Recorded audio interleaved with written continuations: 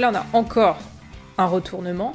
Cette fois, c'est James qui est à terre, c'est lui qui est seul, c'est lui qui est désemparé. Normalement, le combat devrait être terminé s'il était loyal, mais Snape reprend son rôle de méchant dans l'histoire en attaquant une personne sans défense. Et cependant, on peut pas s'empêcher de comprendre le personnage, même si on réagirait pas forcément comme lui, et heureusement. Mais tout ce qu'on a vu jusqu'à présent nous permet de comprendre pourquoi il en arrive à ce niveau de violence. Parce que justement, lui a subi ça pendant des années, et là, ou alors même si on ne savait pas que c'était pendant des années, il vient de subir quelque chose d'absolument injuste, on a eu toute une gradation jusqu'à ce moment où il en est prêt à tuer. Alright, Severus!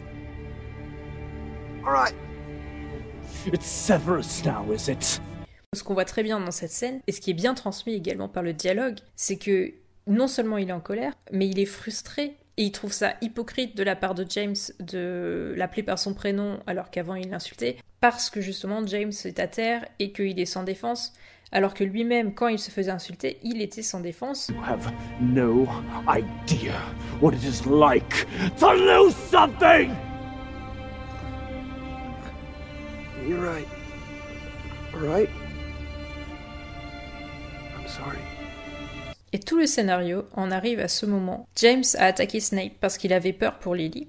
Et Snape, à ce moment-là, fait ressortir toutes les émotions qu'il a justement pour Lily et tous les sentiments qu'il a pour Lily et la douleur qu'il a ressentie en la perdant.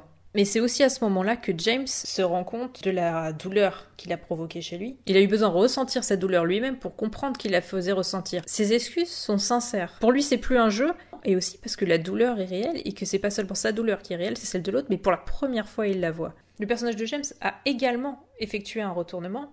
Il est retourné dans sa place de héros, du côté du bien, entre guillemets, en admettant qu'il avait tort, en admettant sa défaite, et en essayant pour la première fois de communiquer au lieu de juste frapper. Et ce que j'aime bien dans ce scénario, c'est que justement au moment où James dit sincèrement d'ailleurs qu'il est désolé, on se rend compte que c'est pas suffisant, qu'il pourra dire qu'il est désolé autant de fois qu'il le veut, il a quand même commis des actes impardonnables pendant toutes ces années, et le fait que Snape réagisse moins avec colère qu'avec douleur et tristesse, ça montre aussi que, à ce moment-là, c'est presque horrible pour lui de se rendre compte que toutes ces années de souffrance aurait pu être évitée si James avait été capable de se mettre à sa place et d'avoir un peu d'empathie.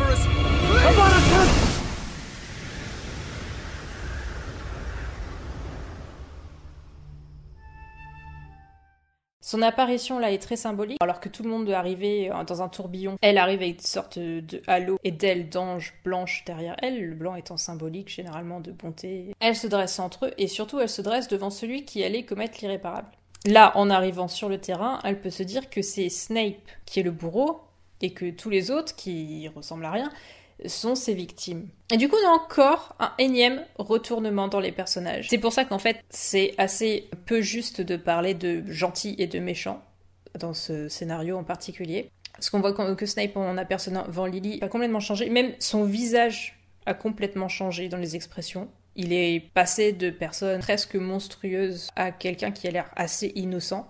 Et c'est elle qui vient rappeler tout le monde à la raison. Elle était à la fois la cause et elle sera la résolution du combat. We started it.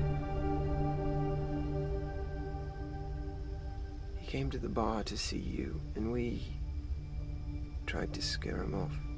L'histoire a commencé à cause du fait que James ne se sentait pas sûr dans son changement de vie, qu'il allait passer de l'âge d'enfant à l'âge adulte, qu'il avait peur pour le futur, qu'il ne savait pas ce qui allait se passer. Il s'est du coup retranché dans une dernière aventure comme celle qu'il avait toujours eue avec ses amis, donc il s'est encore retranché dans un côté puéril. Il s'est rapproché de ce qui lui était familier, donc il avait l'habitude de s'en prendre à Snape, donc il s'en est pris à Snape. Et c'est à ce moment-là, au moment où il avoue qu'il a fait une erreur, et qu'il l'avoue ouvertement à une personne qui compte énormément pour lui, et donc perdre l'approbation serait horrible, c'est à ce moment-là qu'il termine son cheminement et qu'il passe à l'âge adulte. C'est à ce moment-là que le personnage se complète et se trouve.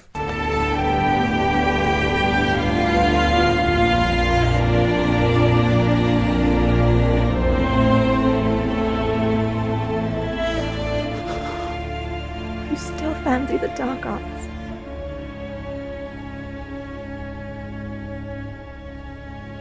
La musique qu'on entend à ce moment-là, et qui est très émouvante, nous montre à quel point pour lui c'était important d'obtenir le pardon de Lily. Et le fait que cette musique change au moment où Lily lui dit que elle peut quand même pas lui pardonner tout ce qu'il a fait, ça nous montre qu'il est à ce moment-là, juste après sa rédemption, renvoyé à sa solitude. Et du coup, quelque part, Toute cette histoire et tout ce combat est une sorte de fable, de parabole sur ce qu'est le bien et le mal, sachant que cette fable, au lieu de nous dire que on est entièrement mauvais ou entièrement bon, il nous dit plutôt qu'à certains instants, on agit de manière positive et à d'autres, on agit de manière néfaste. On le voit tout au long du combat, où le rôle des personnages s'inverse constamment. Les grands méchants du début sont les victimes à la fin, où les personnes en position de vulnérabilité prennent le dessus. Le jeu se transforme en drame et inversement, on voit que tout est fluide et que rien n'est figé. Show me, and I might forgive you. Comme le dit Lily, il faut montrer par ses actes si on est bon ou mauvais. Le bien et le mal sont en construction constante. Et qu'on n'est pas quelqu'un de bien, on n'est pas quelqu'un de méchant, on est des personnes qui agissent d'une certaine manière, et que du coup, si on agit de manière positive, on pourrait dire qu'à ce moment-là, on est quelqu'un de bien. Et si on agit de manière négative, on peut dire à ce moment-là qu'on est quelqu'un de mal. Si James s'était pas dénoncé en disant que c'est lui qui avait commencé, Lily ne serait pas restée avec lui. Mais là, vu qu'il a reconnu ses erreurs, elle se rend compte que du coup, il peut apprendre de ses erreurs. Alors que Snape, qui à ce moment-là n'avait pas commis d'erreur, n'a quand même pas renié ses propres valeurs. Pour l'avant-dernière fois, on voit le thème de la solitude, le fait que les maraudeurs sont plus forts ensemble et que par conséquent, Snape est plus vulnérable seul. On a un plan où il est vraiment seul dans le champ. Même s'il a gagné le combat, techniquement, il l'a aussi perdu. Ça le renvoie au fait que seul, il a beau être quelqu'un de très puissant, il est également quelqu'un totalement impuissant. On revient au fait que Snape soit en train de raconter ce qui vient de se passer à un inconnu. On ferme la parenthèse. Voldemort vient voir Snape pile au moment où Snape se rend compte que la solitude est sa pire ennemie. Et par conséquent, c'est au moment où il est en train de se dire que il a beau être très puissant et très compétent, il n'aura jamais rien, il ne sera pas heureux tant qu'il n'aura pas des amis. Et c'est pour ça qu'à ce moment-là, il se fait recruter. Le but du film, c'est de nous expliquer comment Snape en est arrivé à dire oui à Voldemort, alors que, justement, au début du film, il était prêt à demander pardon à Lily, il était peut-être prêt à réformer ses valeurs, du coup. Et à la fin du film, c'est tout le contraire. Il est plutôt prêt à se conforter dans ses valeurs et à rejoindre une personne que Lily détesterait. Donc on a eu un arc narratif pour James qui passe de l'âge d'enfant à l'âge adulte en se rendant compte que ses actions ont des conséquences et en se rendant compte qu'il a fait beaucoup de mal. Et on a un arc narratif concernant Snape, c'est-à-dire qu'il est passé au contraire d'une personne qui était prête à essayer de changer ses valeurs et de s'excuser à une personne qui se sent tellement impuissante et seule qu'elle est prête au contraire à se conforter dans ce qu'elle connaît en rejoignant Voldemort. Who are you?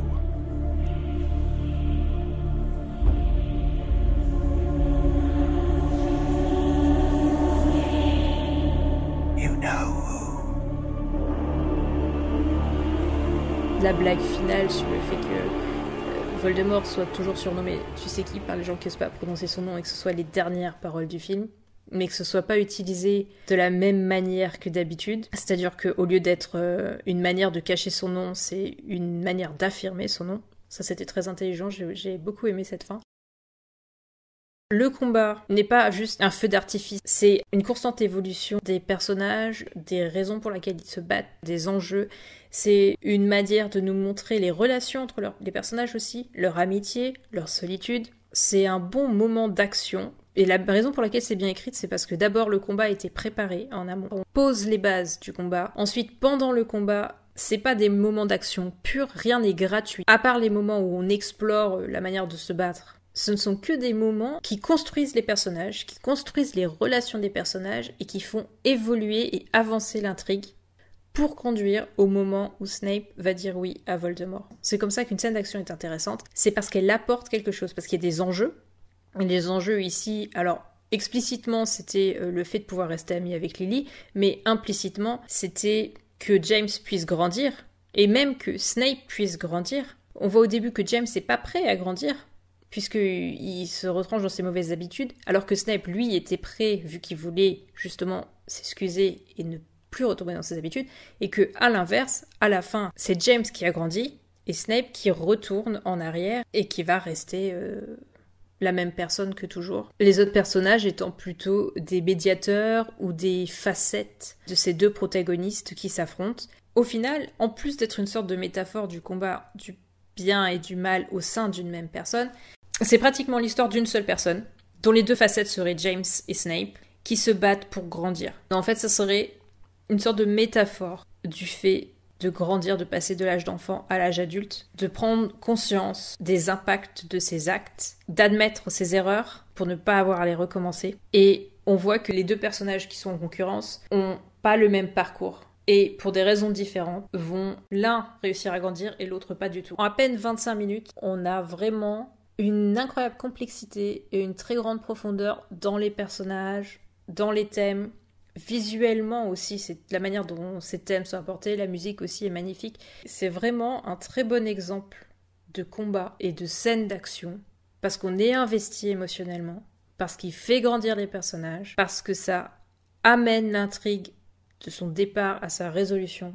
Ça nous a apporté à la fois beaucoup de divertissement et beaucoup d'émotions. Ça peut même nous avoir aidé à grandir en tant que personne, parce que justement, ces personnages cherchent à grandir, cherchent à changer, et ça peut avoir provoqué des déclics en nous qui nous aident, en nous identifiant aux personnages, à résoudre des conflits internes dont on n'aurait pas conscience.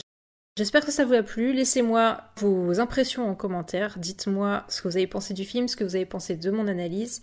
Et si vous connaissez d'autres scènes d'action intéressantes à analyser. Merci de m'avoir écouté et à la prochaine.